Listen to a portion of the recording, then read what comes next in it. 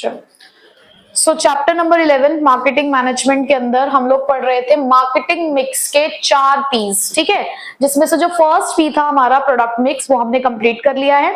अब second P की बात करते हैं, विच इज प्राइस मिक्स। हमने प्रोडक्ट मिक्स में ये पढ़ा किस तरीके से ब्रांडिंग, लेबलिंग और पैकेजिंग की जाती है किसी भी प्रोडक्ट की। अब उस प्रोडक्ट की प्राइस डिसाइड करना हम प्राइस मिक्स में करते हैं। So price mix is all about determining the price of a product, और उस प्रोडक्ट की प्राइस को डिसाइड करने के बहुत सारे फैक्टर्स होते हैं। So there are 6 फैक्टर्स जो हमारे किसी भी प्रोडक्ट की प्राइस को अफेक्ट करते हैं, जिसको हम कंसिडर करेंगे while determining the price of a product। बहुत दिनों से मैंने ये नहीं बोला कि ये क्वेश्चन पेपर में आएगा, ये क्वेश्चन पेपर में आएगा, आज फिर से बोल रही हूँ कि ये क्वेश्चन पेपर में आएगा, ठीक है। मतलब चांसेस है कि इस कॉन्सेप्ट से रिलेटेड एक क्वेश्चन आपसे पूछा जा सकता है। किस मार्क्स में आएगा वो वैरी करता है, 1 में भी आ सकता है, 3 में, 4 में, 6 में, जिसमें भी आए, बट यस चांसेस हैं कि इसका क्वेश्चन आपको देखने को मिलेगा, ठीक है। तो सबसे पहले एज अ मार्केटर अगर आप एंटर करते हो किसी भी मार्केट के अंदर और आप अपने प्रोडक्ट की प्राइस डिसाइड कर रहे होगे, तो आपके मन में सबसे पहला फैक्टर कौन सा रहेगा? तो हमारा सबसे पहला पॉइंट वही है, बिल्कुल बेसिक, प्रोडक्ट की कॉस्ट। एज अ मार्केटर हम भी अगर मार्केट में एंटर करते हैं अपने प्रोडक्ट की प्राइस के साथ, तो हमारे माइंड में सबसे पहली बेसिक चीज यही आएगी कि यार इस प्रोडक्ट को बनाने में पैसा कितना लगा है, हमने कॉस्ट कितनी इसके अंदर इनकर करी है। उसी के बाद ही तो हम अपना प्रॉफिट मार्जिन सेट कर पाएंगे कि हाँ ठीक है, इतने की कॉस्ट है, इतना प्रॉफिट सेट कर लेते हैं और ये हमारी फिर सेलिंग प्राइस होगी। तो इसलिए सबसे पहला फैक्टर है द प्रोडक्ट कॉस्ट। तो प्रोडक्ट कॉस्ट बेसिकली हमें क्या बताती है? It sets the minimum level, कि कम से कम आप इतना पैसा तो लोगे ही लोगे। अगर आप कोई एक सामान 10 रुपए का बेचते हो, उसे बनाने में 3 रुपए लगते हैं, अगर आपने कोई भी सपोज करो प्रोडक्ट बनाया, उसको बनाने में 3 रुपए लग रहे हैं, तो आप कम से कम 3 रुपए तो चार्ज करोगे, उसके ऊपर अपना प्रॉफिट मार्जिन भी रखोगे। बट कम से कम वाली जो बात है ना, कि आपको एक बेस मिल गया कि यार अब इससे ज्यादा आगे बढ़ना है हमें, तो हमेशा प्रोडक्ट कॉस्ट आपको एक मिनिमम लेवल देती है, और ये आपका कीवर्ड है इसके अंदर अगर आइडेंटिफाई करने के लिए आता है तो, ठीक है। So it sets the minimum level eight which the product में बी सोल्ड, जिसपे आप अपने प्रोडक्ट को बेचोगे।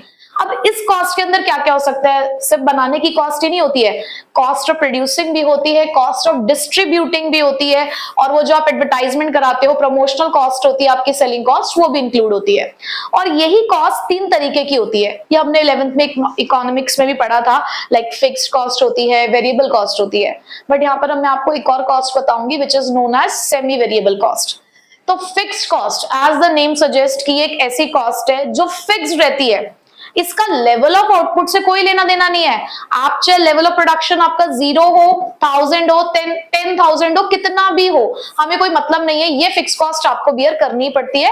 जैसे कि अगर आपकी फैक्ट्री है तो फैक्ट्री का आपको रेंट देना है, परमानेंट एम्प्लॉयज की सैलरी देनी है, अगर आपने इंश्योरेंस करा रखा है तो इंश्योरेंस प्रीमियम आपको भरना है, तो ये वो कॉस्ट है जो आपको बियर करनी पड़ेगी।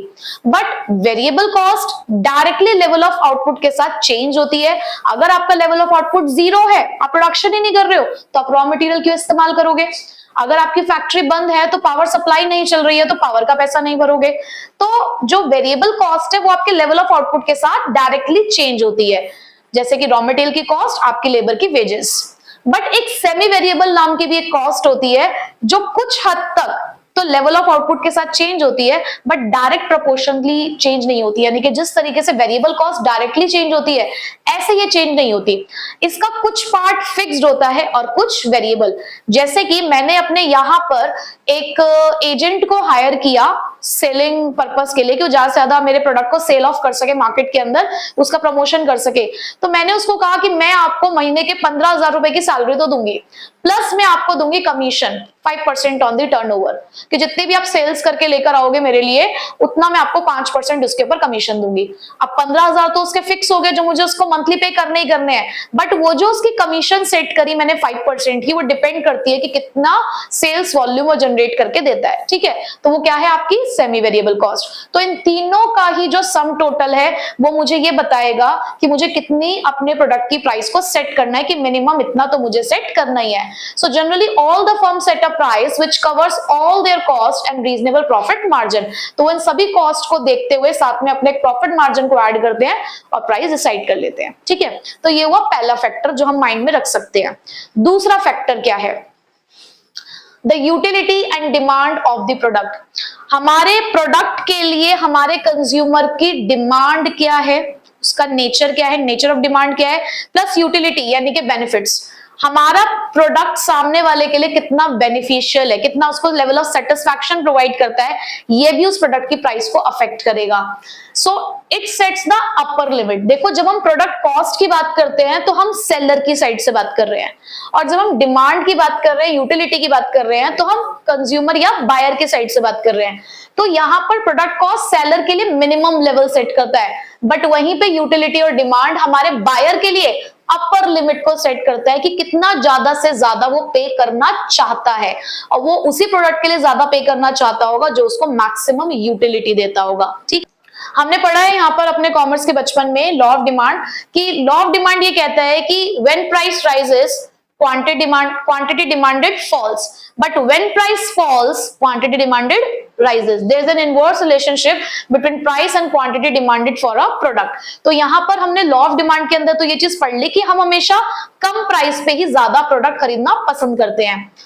इसके साथ साथ लेकिन हमारी डिमांड की इंटेंसिटी भी उसकी प्राइस को अफेक्ट करती है। इंटेंसिटी मींस कि हम उसको खरीदना चाहते हैं, हम उसके लिए अपनी डिमांड को चेंज कर रहे हैं या नहीं चेंज कर रहे हैं। जैसे कि कुछ प्रोडक्ट्स के लिए हमारी डिमांड इलास्टिक होती है। इलास्टिक मतलब चेंज हो जाना। हम पेप्सी और कोको कोला दोनों को प्रेफर कर लेते हैं कि ठीक है, पेप्सी नहीं है तो कोको कोला से काम चला लेते हैं, कोको कोला नहीं है तो पेप्सी से काम चला लेते हैं। इसीलिए आपने देखा होगा दोनों की प्राइसेस में बहुत ज्यादा वेरिएशंस नहीं है, क्योंकि दोनों की डिमांड इलास्टिक है कि बहुत ज्यादा अगर दोनों ने अपने प्राइसेस में वेरिएशन किया तो कंज्यूमर क्या हो जाएगा, चला जाएगा। तो यहां पर है कि when the demand is elastic, जब आपको पता है कि आपके लिए नंबर ऑफ सब्स्टिट्यूट्स ज्यादा हैं, अगर आपने प्राइस को ज्यादा हाई किया तो आप अपने कंज्यूमर को खो दोगे, तो ऐसे में आपको यही बोला जाएगा, यही राय दी जाएगी कि प्राइस को कम रखो। ठीक है, बट अगर आपको लगता है कि आपके प्रोडक्ट के लिए डिमांड जो है वो इनइलास्टिक है, अब जैसे कि जो लोग आईफोन लेना पसंद करते होंगे उनको प्राइस से कोई लेना देना नहीं होता। जो लोग शौकिया तौर पर अगर इसको खरीदते हैं, अगर कोई ऑडी खरीद रहा है, बीएमडब्ल्यू खरीद रहा है, मर्सिडीज खरीद रहा है, तो वो प्राइस कंसिडर नहीं करता होगा। उसके लिए उसकी डिमांड इनइलास्टिक है कि उसे लेना है तो लेना है, वो लग्जरीज आइटम लेता है तो लेता है, डायमंड है, कोई फर्क नहीं पड़ता लोगों को, जिनको खरीदना है वो खरीदेंगे।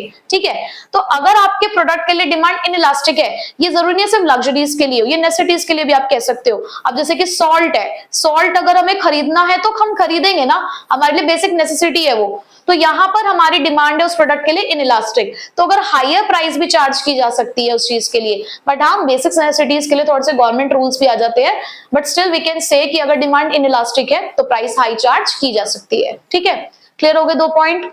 The third one is pricing objective. Normally हम मार्केट में एंटर करते हैं अपने एक ऑब्जेक्टिव के साथ, जो कि क्या है हमारा, प्रॉफिट मैक्सिमाइजेशन। कोई भी ऐसा मार्केटर नहीं होगा जिसको प्रॉफिट मैक्सिमाइज नहीं करना, बट कुछ लोग उसी प्रॉफिट को कम समय में मैक्सिमाइज करने की कोशिश करते हैं और कुछ लोग लंबे समय के लिए। तो अगर आप चाहते हो कि यार कम समय में ही हम अपना प्रॉफिट मैक्सिमाइज कर लें, तो आप शुरुआत से प्राइस हाई चार्ज रखते हो, आप स्टार्टिंग से प्राइस को हाई रखते हो, ताकि आप कम समय में ही अपने सारे जो भी आपका प्रॉफिट है आप उसको मैक्सिमाइज कर लो।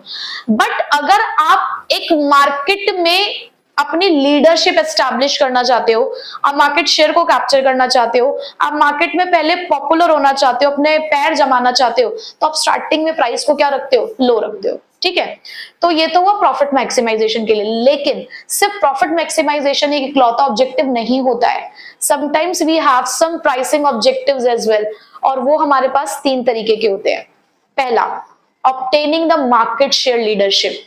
हमें मार्केट में लीडरशिप चाहिए, तो अगर आपको मार्केट शेयर कैप्चर करना है, लार्ज शेयर कैप्चर करना है, तो भैया प्राइस लो रखो, तभी लोग आपके पास आएंगे। The second one is surviving in competitive market. आप जिस मार्केट में घुसे हो ना, ऑलरेडी बहुत कंपटीशन है उस मार्केट के अंदर, आपका सर्वाइव करना इतना आसान नहीं है, और तुम आते ही अगर हीरो बनने की कोशिश करोगे हाई प्राइस के साथ, कोई नहीं पूछेगा तुम्हें। तो ऐसे में तुम क्या करते हो, लोगों में पॉपुलर होने के लिए, उस इंटेंस कंपटीशन को फेस करने के लिए तुम ज्यादा से ज्यादा डिस्काउंट्स देते हो, तुम प्रमोशनल मेथड्स का इस्तेमाल करते हो, या तुम कम प्राइस चार्ज करते हो। ठीक है, तो ये भी आपका तरीका अपने प्राइस को सेट करने का। तीसरा, आप अपनी प्रोडक्ट की क्वालिटी की लीडरशिप सेट करना चाहते हो। बहुत सारे तुमने मिठाई वाले भी देखे होंगे ना जो फेमस है, और हम उन पर्टिकुलर शॉप से ही खरीदना चाहते हैं, क्योंकि देखो हम एक पर्टिकुलर मिठाई खरीद रहे हैं, वो दूसरी दुकान पे सस्ती मिल सकती है, बट जहां बात क्वालिटी की आती है तो फिर हम उसी दुकान पे जाते हैं जहां पर महंगी मिल रही है। क्यों? एक क्वालिटी लीडरशिप है उसकी मार्केट के अंदर।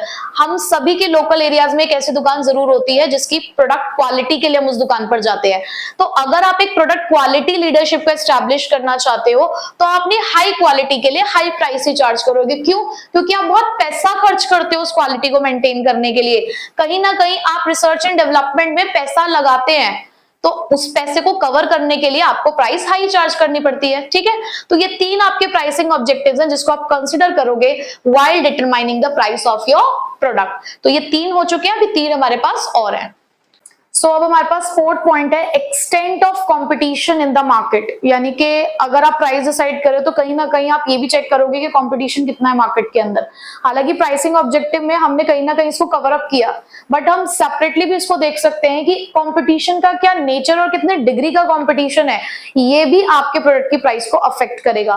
तो अगर आप मार्केट में देख रहे हो कि हाई कंपटीशन है, इंटेंस कंपटीशन है, बहुत ज्यादा, आप जिस प्रोडक्ट के साथ एंटर हुए हो ऑलरेडी बहुत सारे कॉम्पिटिटर्स यहाँ पर काम कर रहे हैं, तो देखो लो प्राइस रखना ही आपके लिए समझदारी रहेगी। बट वहीं पे आपको दिखता है कि इतना भी कोई कंपटीशन नहीं है, आप चाहो तो हाई प्राइस भी चार्ज कर सकते हो अपने प्रोडक्ट के लिए। तो आपको चेक करना है कि डिग्री ऑफ कंपटीशन क्या है, हाई है या लो है। अगर डिग्री ऑफ कंपटीशन हाई है तो कम प्राइस रखो, लो है तो हाई प्राइस रखो, यानी कि एक इनवर्स रिलेशनशिप आप यहाँ पर देख सकते हो। फिफ्थ पॉइंट हमारा कहता है नेक्स्ट की गवर्नमेंट एंड लीगल रेगुलेशन। हर कोई अपनी मनमानी भी नहीं चला सकता है प्राइस को डिसाइड करते हुए। Sometimes price control by the government ये भी हमारे लिए एक बैरियर क्रिएट करता है व्हाइल डिसाइडिंग द प्राइस। तो कई बार पब्लिक इंटरेस्ट को प्रोटेक्ट करने के लिए against the unfair practices government घुसती है और कुछ चीजों की प्राइस को रेगुलेट करती है, जैसे कि कुछ लाइफ सेविंग ड्रग्स होते हैं। अगर ये जो फार्मा कंपनीज हैं, अगर ये अपनी मनमानी करके अपने हिसाब से प्राइस डिसाइड करने लग गई तो लोगों को इसेंशियल मेडिसिन नहीं मिल पाएंगी। तो इसलिए बहुत सारी ऐसी मेडिसिन हैं जिसके लिए जो गवर्नमेंट है वो कहते हैं कि बहुत ज्यादा प्राइस चार्ज मत करो, कोई अफोर्ड कर सके। तो इसलिए ऐसी बहुत सारी लाइफ सेविंग ड्रग्स हैं या बहुत सारी ऐसी एसेंशियल मेडिसिन हैं जो कम प्राइस पर मार्केट में बेची जाती हैं। ठीक है, उसके अलावा बहुत सी एसेंशियल कमोडिटीज भी हैं। अब जैसे कि हमारे यहाँ पर एलपीजी है, एलपीजी का प्राइस कौन डिसाइड करता है? प्राइवेट कंपनीज या सेलर?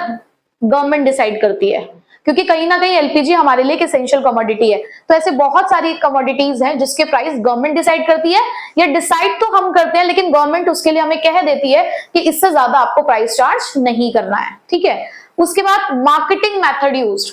आप अपने प्रोडक्ट के प्रमोशन के लिए बहुत सारे काम करते होंगे, तो कौन सा मार्केटिंग मेथड आप इस्तेमाल करते हैं वो भी आपके प्रोडक्ट की प्राइस को अफेक्ट करेगा। जैसे कि आपका डिस्ट्रीब्यूशन सिस्टम कैसा है। डिस्ट्रीब्यूशन सिस्टम मतलब आप कितने मिडलमैन इस्तेमाल करते हो, जितने ज्यादा मिडलमैन होंगे उतने ज्यादा आपको प्राइस चार्ज करनी पड़ेगी। आपके सेल्समैन की क्वालिटी क्या है, आप जो सेल्समैन यूज कर रहे हो अपने प्रोडक्ट को लोगों में पॉपुलराइज करने के लिए, उसकी क्वालिटी कैसी है, क्योंकि उसे भी आपको पैसे देने पड़ते होंगे। Amount and the quality of advertising, आपने किस लेवल की एडवर्टाइजमेंट कर रखी है। आप पैकेजिंग का टाइप कौन सा यूज करते हो। कई बार जैसे आप ऑनलाइन ऑर्डर करते हो तो उसमें पैकिंग चार्जेस अलग से होते हैं। क्यों? क्योंकि वो इस तरीके से आपको पैक करके देंगे कि वो उसके लिए पैसे चार्ज करते हैं। अगर कोई कंपनी आपको क्रेडिट फैसिलिटी अलाउड करती है तो कहीं ना कहीं आप देखेंगे कि वहां पर भी प्राइस हाई होगी। उसके अलावा आपने देखा होगा, जैसे मैंने अभी आपको पीछे ही बताया था टूथपेस्ट के साथ टूथब्रश फ्री, तो आपको सेम प्राइस पर टूथपेस्ट नहीं मिल रहा होगा वो, क्योंकि वो ब्रश आपको फ्री दे रहे हैं, कहीं ना कहीं प्राइस बढ़ चुकी होगी। जो बहुत सारे आपको रेस्टोरेंट जो है वो फ्री होम डिलीवरी देते हैं, तो कहीं ना कहीं आपको उनके प्राइस हाई दिख रहे होंगे। ठीक है, तो ये सब चीजें अफेक्ट करती हैं आपके प्रोडक्ट की प्राइस को। तो ये 6 फैक्टर्स थे। पहला था प्रोडक्ट कॉस्ट, जहां पर आप ये चेक करते हो कि प्रोडक्ट को बनाने में कितनी कॉस्ट लगी, उसके हिसाब से आपको मिनिमम लेवल मिला, आप प्रॉफिट मार्जिन सेट करके प्राइस चार्ज करोगे। दूसरा था the utility and demand of your product, की मार्केट में आपके प्रोडक्ट की डिमांड कैसी है, इलास्टिक है या इनइलास्टिक है। इलास्टिक है तो लो प्राइस चार्ज करोगे, इनइलास्टिक है तो हाई प्राइस चार्ज कर सकते हो। तीसरा था प्राइसिंग ऑब्जेक्टिव, आप किस ऑब्जेक्टिव के साथ मार्केट में एंटर कर रहे हो। आपको क्वालिटी लीडरशिप रखनी है तो अपनी क्वालिटी के हिसाब का पैसा चार्ज करोगे। सर्वाइव कर रहे हो कॉम्पिटिटिव मार्केट में तो डिस्काउंट्स वगैरह देके सर्वाइव करोगे। अगर आपको मार्केट शेयर कैप्चर करना है तो लो प्राइस के साथ उसको कैप्चर करोगे। फोर्थ फिर हमने यहाँ पर पढ़ा अभी एक्सटेंट ऑफ कंपटीशन अगेन, तो इनवर्स रिलेशनशिप था, हाई कंपटीशन होगा तो कम प्राइस चार्ज करेंगे, लो कंपटीशन होगा तो हाई प्राइस चार्ज कर सकते हैं। फिफ्थ है हमारे पास गवर्नमेंट लीगल रेगुलेशन, जैसा गवर्नमेंट कहेगी उस हिसाब से हमें प्राइस चार्ज करना होगा। गवर्नमेंट हमारे पास कुछ अपने रेगुलेशंस लेकर आएगी जिसको हमें मानना पड़ता है।